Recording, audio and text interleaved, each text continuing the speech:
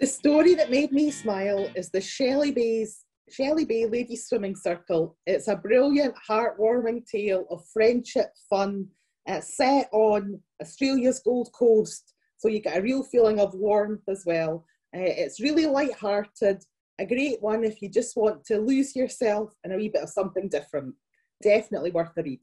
Hello, this is my book that's made me smile, Just My Luck by Adele Parks. This is about a group of friends who win the lottery, but beforehand have had a fallout. So it's all the aggro and hassle that goes with it. But what it has done, it does remind me that it doesn't matter how much money you have, the best things in life are free, and that's what makes me smile.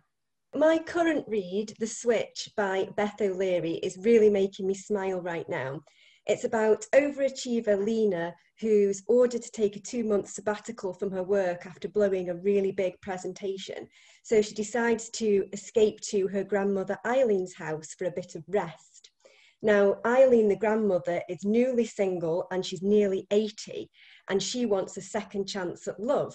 But she lives in a really small Yorkshire village, so there aren't that many eligible gentlemen around.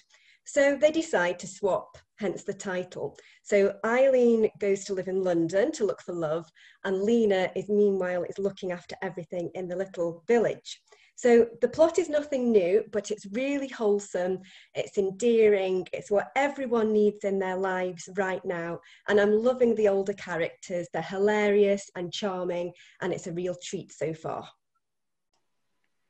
Hello, we are the Cooper Walk On group, and these are some of the books that have made us smile. This is one of the books that made me smile. Any of the David Walliam ones make me smile. And I just quite like this style, particularly Gangster Granny, and I don't have the actual book of that, but that was a favourite of mine. I just felt it was a lovely bond between the grandson and the granny. This book always makes me smile. It's Wind in the Willows by Kenneth Grahame, and I come back to it over and over again. Hello. This book the Katie Ford books always make me smile. They're so light-hearted, easy to read.